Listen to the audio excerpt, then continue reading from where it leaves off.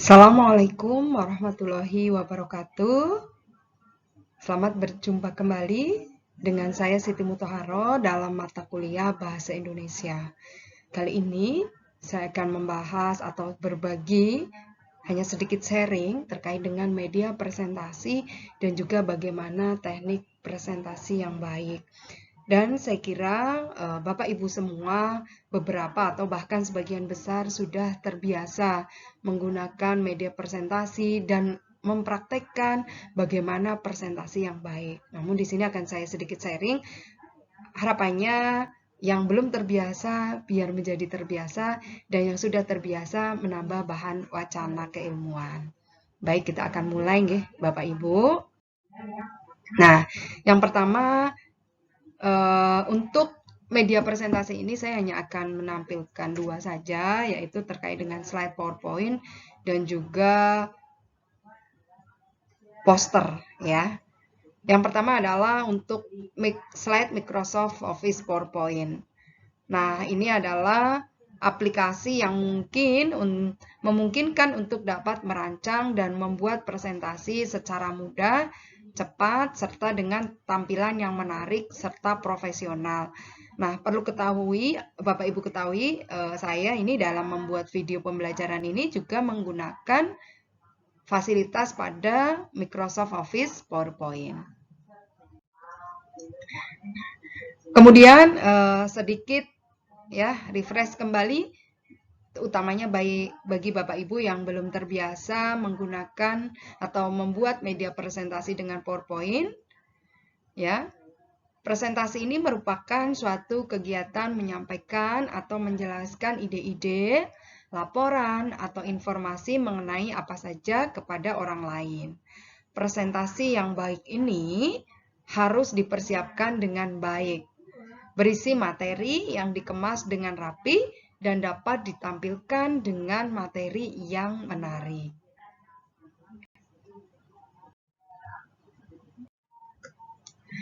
Nah, ini adalah langkah-langkah membuat media pembelajaran dengan Microsoft PowerPoint. Bagi yang sudah terbiasa, kembali jadikan ini sebagai untuk refresh saja. Bagi yang belum, bisa untuk belajar. Bapak Ibu bisa mulai dengan membuka program Microsoft PowerPoint di komputer atau di laptop Bapak Ibu. Kemudian mulai dengan new file. Pilih desainnya, slide desain yang diinginkan, itu bisa dipilih salah satu. Kemudian Ibu bisa mulai dari awal slide pertama dengan menginput judul materi presentasi yang akan disampaikan di slide pertama.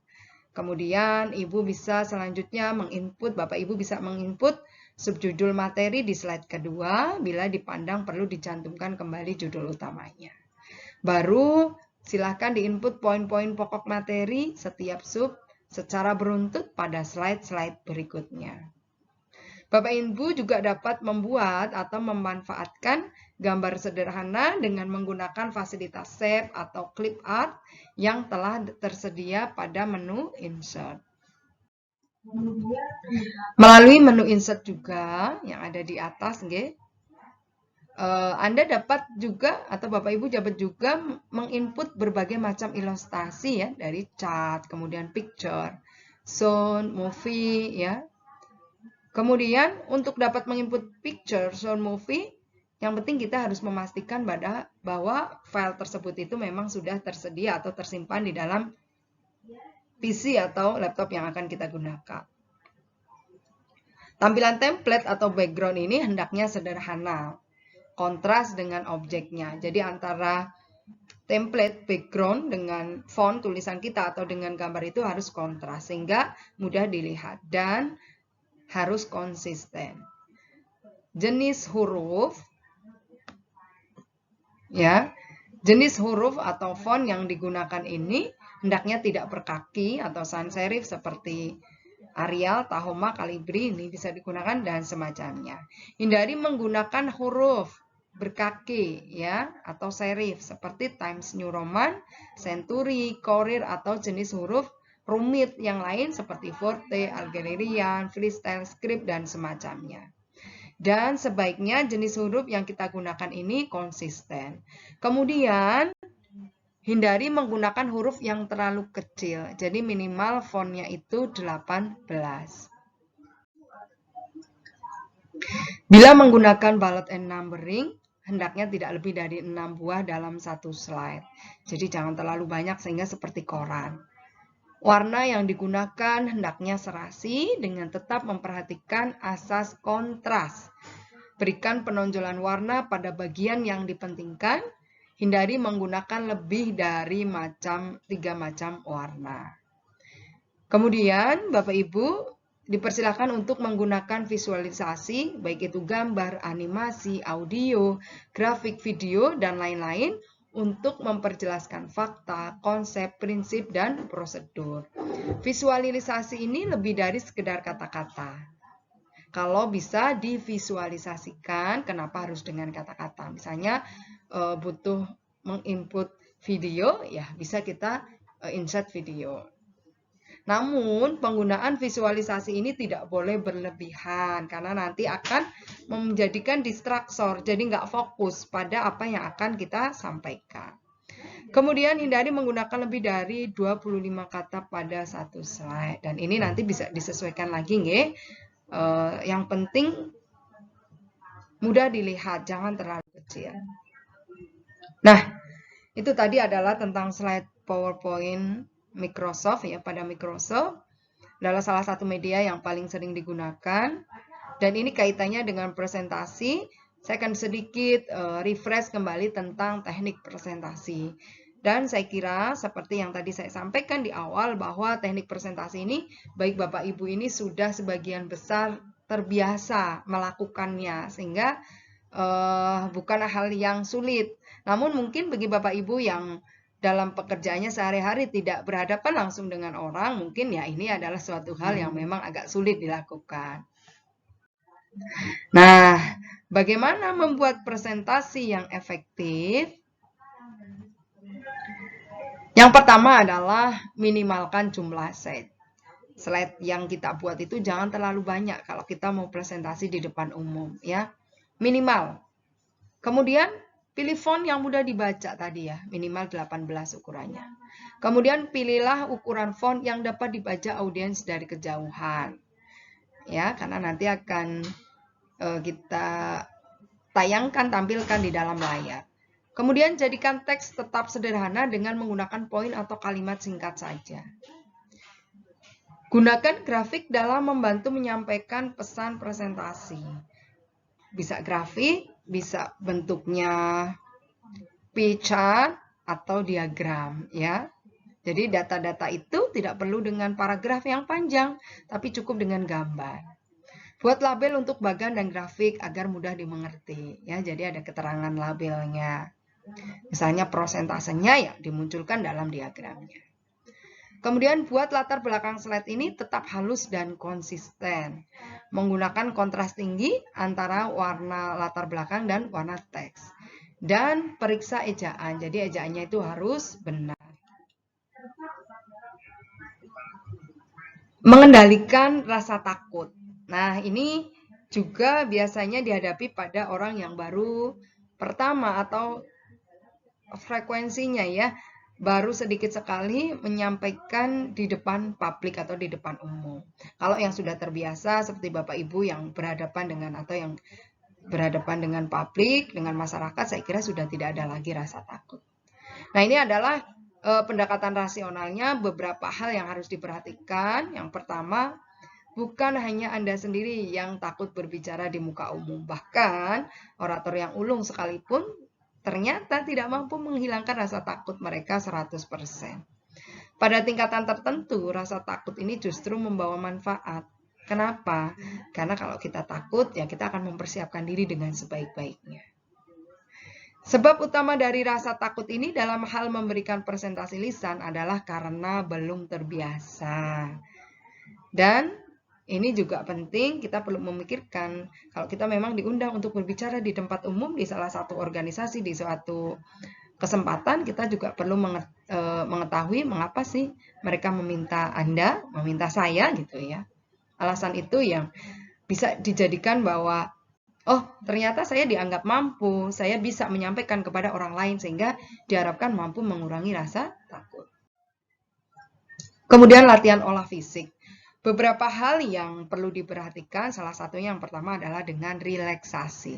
Kadang-kadang sebelum kita tampil, kita ada rasa takut, gemetar, kita perlu relaksasi, tarik nafas dalam. Nah, beberapa orang tertentu bisa melakukan gerakan kaki dan tangan secara bergantian, stretching untuk relaksasi sebenarnya. Putar leher dan bahu ke satu arah, ke arah yang lain, ini adalah untuk relaksasi. Nah, ini juga ada yang melakukan untuk mencubit dirinya sendiri, tapi ya harus pelan-pelan ya, untuk mengalihkan rasa takutnya. Kemudian latihan olah mental.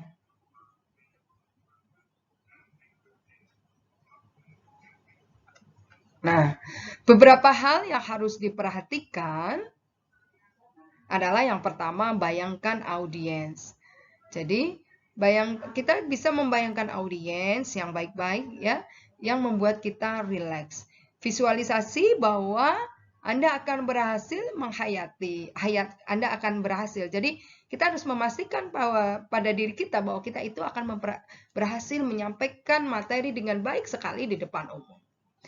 Hayati pokok pikiran yang akan disampaikan. Singkirkan jauh-jauh pikiran negatif. Yakinkan bahwa kita ini mampu berbicara dengan menarik, orang akan memperhatikan kita, dan audiens itu akan terpukau dengan cara kita menyampaikan materi. Dan perlu bicara pada diri sendiri, katakanlah pada diri Anda bahwa Anda ini telah belajar berbicara sejak sebelum sekolah ya, sejak kecil. Bahwa bicara di depan umum ini sama saja dengan bicara di kamar mandi. Dan kita perlu ingat-ingat ya, sifat yang baik, positif dari diri kita untuk meyakinkan diri kita bahwa kita ini memang mampu, kita ini capable, kita mampu ngomong di depan mereka. Dan kita juga perlu ingat bahwa kita ini tidak berniat jahat. Kemudian mengendalikan rasa takut melalui tindakan praktis yang bisa dilakukan. Yang pertama adalah kita bisa melakukan tindakan seolah-olah. Seolah-olah ini seperti apa? Yaitu bila saya takut, bila Anda takut, bertindaklah bahwa saya pasti berani gitu loh, seolah-olah berani.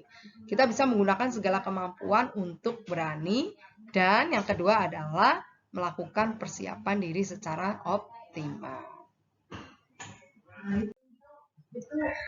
Kemudian bagaimana membangun fondasi presentasi? Ada paling sedikitnya 4 hal yang wajib Anda persiapkan. Yang pertama adalah menganalisis momentum dan acara. Kemudian yang kedua, mengenali audiens. Yang ketiga, menentukan sasaran dan tujuan yang spesifik dan mempelajari lokasi. Nanti kita akan bahas satu persatu ya dari fondasi presentasi ini. Nah, ini yang pertama adalah tentang menganalisis momentum dan acara. Beberapa hal ini perlu kita ketahui, kita pelajari sebelum kita mau menjadi orator atau pembicara di depan publik ya. Yang pertama, kenapa saya diminta bicara? Ya, alasannya apa? Apakah kita atau Anda ini dinilai layak, capable, dan pakar pada bidang tertentu, misalnya seperti itu. Kemudian, apakah yang diharapkan oleh pengundang dan audiens? Yang diharapkan dari Anda itu apa? Sharing informasi, mengajak, atau yang lain gitu ya. Dan apakah di acara tersebut Anda ini hanya pembicara tunggal? Atau ada yang lain? Kalau ada itu siapa gitu ya? Dan siapa yang mengundang kita ini? Organisasi apa?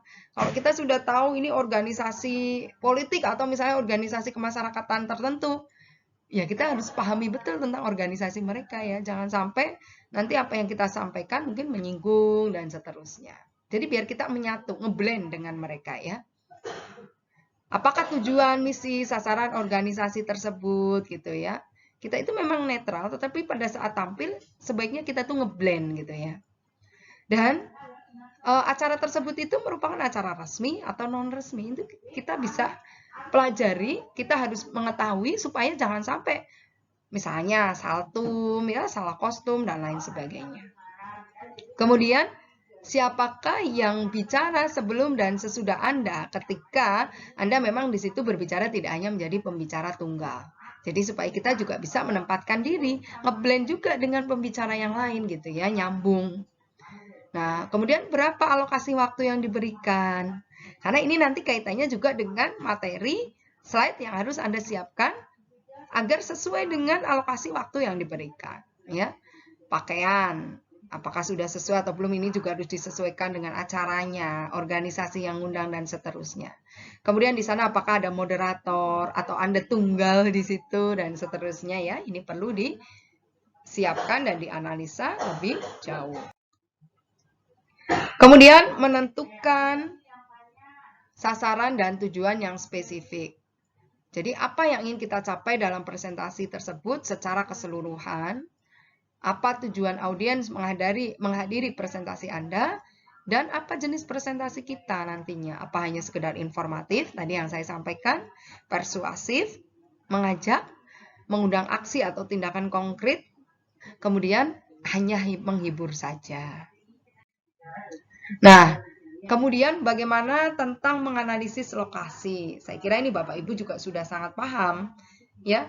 Beberapa hal yang perlu dilakukan adalah kita perlu tahu berapa lama waktu untuk mencapai tempat pertemuan dimulai.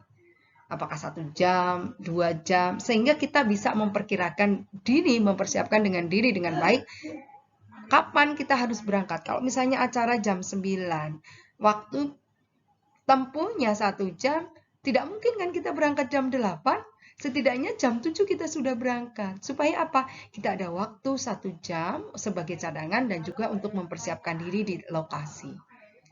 Kemudian dengan apa kita akan datang ke sana? Apakah kita dijemput atau kita bawa kendaraan sendiri, ya? Dan kita juga perlu menganalisis lokasi di sana yang diundang berapa, pengaturan tempat duduknya seperti apa, sehingga kita nanti bisa menempatkan diri. Terus apakah di sana ada sound system dengan baik, apakah ada proyektor, apakah ruangannya dilengkapi dengan pendingin ruangan, ya. Terus kita juga mungkin hal yang sangat sepele perlu tahu di mana kalau laptop kita baterainya habis, colokannya di mana, ya. Terus penerangan di ruangan itu seperti apa? Jadi kita betul-betul bisa menganalisis lokasi. Nah, ini bisa kita lakukan mungkin detail seperti ini jika kita berangkat lebih awal. Ya, kita bisa menganalisis lokasi. Kemudian mempersiapkan materi, beberapa hal yang perlu diperhatikan adalah yang pertama, mengetahui informasi apa yang diperlukan, kemudian menentukan waktu mencari informasi tersebut, mengetahui sumber-sumber informasi, dan memilih informasi serta menyusun struktur materi. Nah, untuk struktur presentasi ini terdiri dari pembukaan, isi, dan penutup. Nah, ini adalah alat bantu yang bisa Bapak Ibu gunakan dalam presentasi. Ya, kalau zaman sekarang misal mau pakai PowerPoint, tentunya harus ada laptop, kemudian ada layar.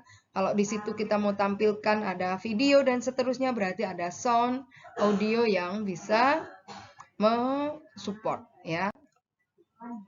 Persiapan lainnya, ini yang sangat penting juga, harus menguasai materi. Nah, kalau perlu, kita kadang-kadang butuh latihan presentasi. Kalau yang belum pernah sama sekali nih.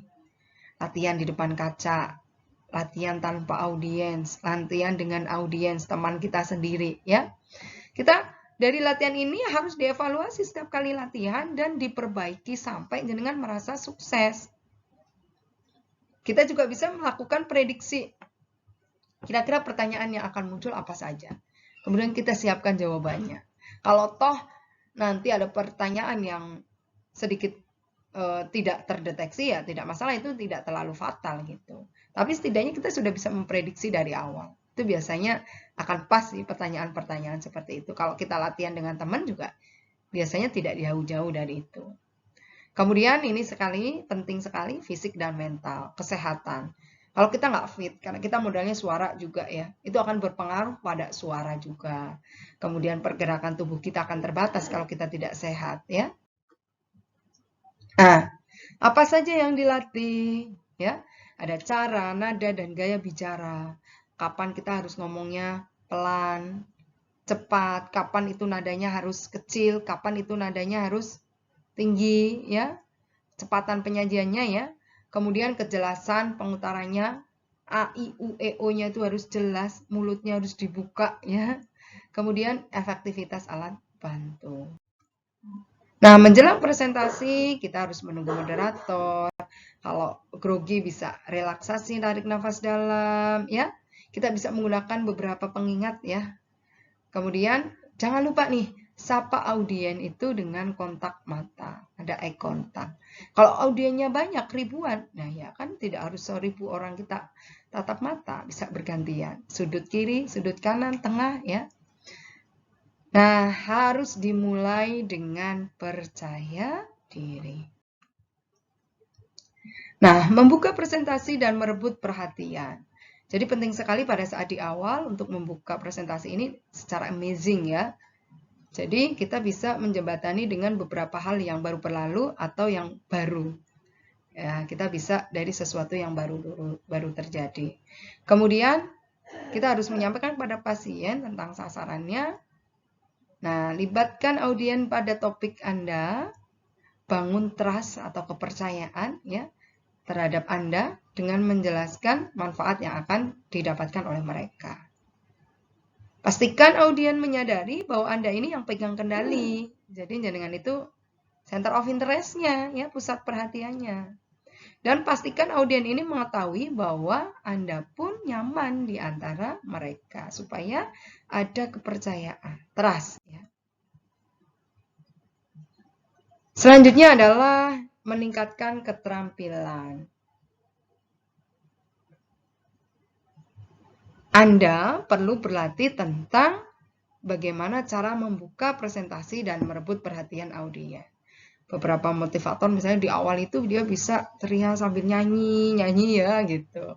Tapi tergantung juga kegiatannya. Nggak mungkin juga kalau di depan masyarakat desa kita di awal itu nyanyi lompat gitu kan, nggak mungkin. Kita sesuaikan ya.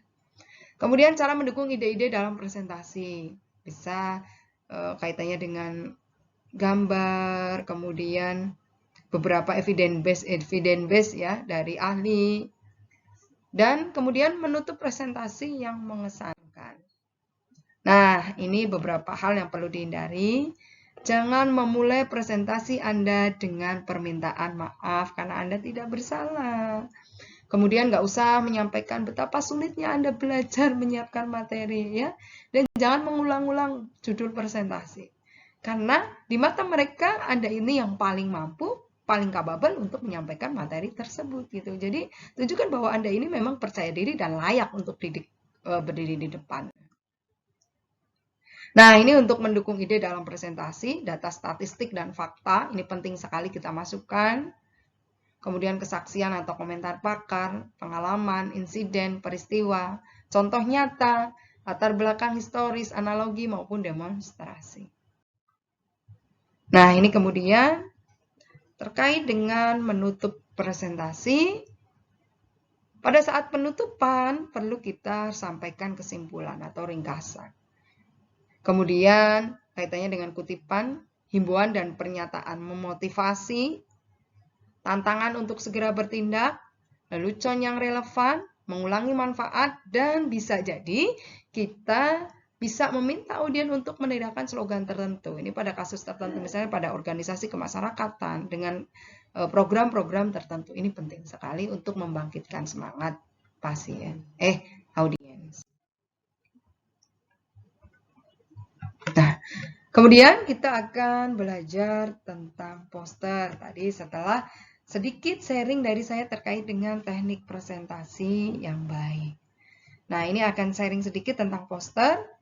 Poster ini adalah media gambar yang memiliki sifat persuasif tinggi karena menampilkan suatu persoalan atau tema yang menimbulkan perasaan kuat terhadap khalayak. Yang terpenting dari poster ini adalah menyampaikan pertanyaan terhadap persoalan di atas, bukan memberikan solusi atau jawabannya. Inilah yang membuat poster ini berbeda dengan ilustrasi yang lain. Tujuan poster ini adalah mendorong adanya tanggapan atau respon dari khalayak dan akan lebih baik apabila kemudian menggunakan atau digunakan sebagai media diskusi.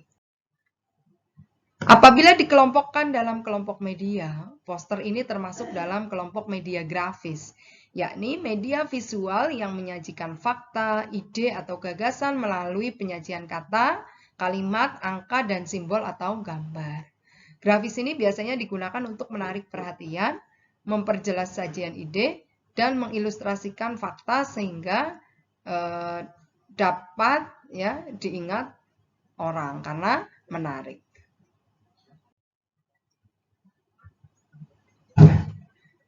Kemudian terkait dengan teknik merancang poster. Tentukan tujuan dan penerapan poster. Tentukan tempat di mana poster akan dipasang. Kalau sekarang lebih banyak poster media ya, maksudnya dengan digital ya, sehingga ini akan ditampilkan di media sosial. Kemudian menentukan bentuk poster. Ini kalau mau ditempel ya. Sederhanakan informasi yang ingin disebarkan. Kemudian merancang beberapa draft kasar pada skala kecil. Memilih warna, ini penting sekali sesuai dengan kesan yang diinginkan. Memastikan bahwa pesan jelas dan dinamis. Kemudian menentukan bentuk huruf, ukuran, dan jarak.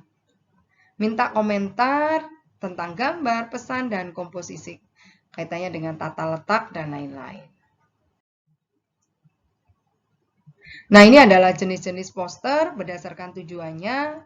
Ada informasional poster untuk memberikan informasi, edukasional poster untuk mempromosikan suatu produk, propaganda poster biasanya ini untuk membujuk ya politik, dan teaser poster untuk membuat penasaran. Nah, kemudian aturan penyampaian visual yang pertama harus mudah dilihat. Ya, ini jika posternya bukan digital berupa printout misalnya ya, posisi atau letak poster ini harus mudah dijangkau. Kemudian menarik dan berwarna. Terstruktur, jadi poster ini harus memiliki komposisi yang sesuai karena di dalam sebuah poster terdapat dua unsur utama yaitu gambar dan teks. Kemudian komunikatif dan informatif, artinya bahasa penyampaian haruslah sesuai dengan target khalayak pembaca poster tersebut. Informatif maksudnya ide atau pesan yang akan disampaikan tertuang dalam poster tersebut setepat mungkin dan tidak berbelit-belit. Mudah dipahami dan mengikuti persyaratan sesuai dengan elemen komunikasi visual. Baik. Sepertinya itu saja sedikit sharing dari saya terkait dengan media presentasi yaitu slide dan poster dan juga tentang teknik presentasi. Bapak Ibu nanti bisa perkaya sendiri dengan literatur-literatur yang lain dan bagi yang belum pernah melakukan praktik public speaking ya bisa mencoba nanti ya. Tapi yang sudah terbiasa nanti bisa ditingkatkan lagi kemampuannya. Dari saya, mohon maaf apabila ada kekurangan. Sekian, terima kasih. Assalamualaikum warahmatullahi wabarakatuh.